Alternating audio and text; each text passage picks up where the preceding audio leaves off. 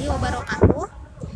Sekarang saya akan menjelaskan mengenai teori positif akuntansi atau positive accounting theory yang disingkat PAT.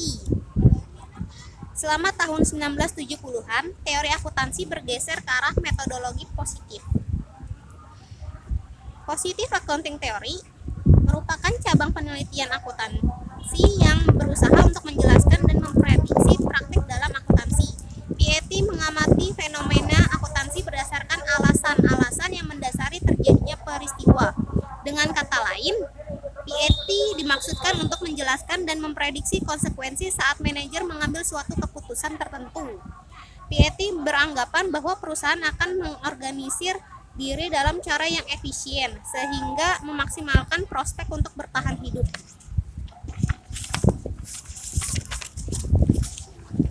Tujuan positif accounting theory. Yang pertama, menjelaskan dan memprediksi praktik akuntansi, bukan memberi panduan. Yang kedua, memastikan tidak ada tujuan yang lebih superior dibanding dengan tujuan-tujuan perusahaan lainnya. Yang ketiga, menilai praktik akuntansi yang ada dengan cara yang sistematis. Yang keempat, menggambarkan model hubungan antara akuntansi, perusahaan, dan pasar, serta menganalisis persoalan-persoalan dalam kerangka kerja ekonomi.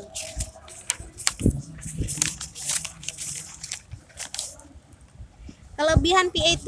Yang pertama, teori positif sebelum teori normatif dikembangkan untuk memahami kejadian di dunia nyata.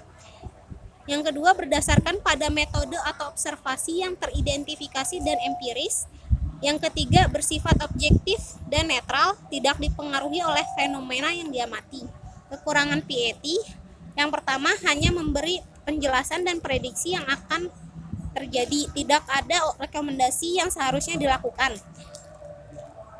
Kedua, berasumsi bahwa manajer atau agen dan pemilik prinsipal memiliki kepentingan masing-masing untuk memaksimalkan kekayaannya tanpa mempertimbangkan efek buruk terhadap kelangsungan perusahaan. Yang ketiga, tidak sepenuhnya objektif, tidak bebas dari pertimbangan-pertimbangan nilai karena unsur-unsur yang sulit dihindarkan oleh peneliti. PAT berusaha menguji kembali teori atau hipotesis dengan pengalaman atau fakta.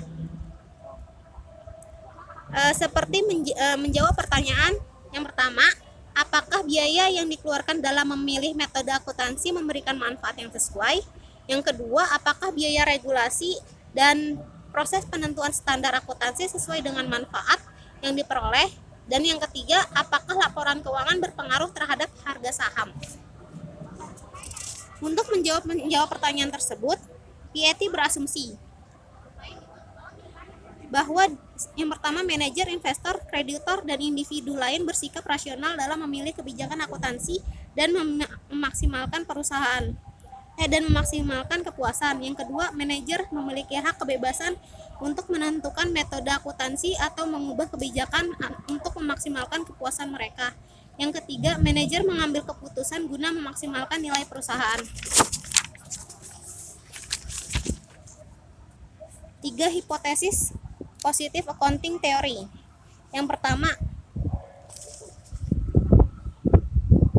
hipotesis rencana bonus atau the bonus plan hypothesis. Yang kedua, hipotesis persyaratan perjanjian pinjaman atau utang atau the debt covenant hypothesis. Yang ketiga, hipotesis biaya politik. Tiga hipotesis di atas menunjukkan bahwa PAT mengakui adanya 3 hubungan keagenan, yaitu antara manajemen dengan pemilik, manajemen dengan kreditor, dan manajemen dengan pemerintah. Secara umum, PAT menilai bahwa pilihan kebijakan akuntansi yang diambil oleh manajer merupakan bagian dari kebutuhan perusahaan secara menyeluruh untuk meminimalkan biaya. Terima kasih dan sekian dari saya. Assalamualaikum warahmatullahi wabarakatuh.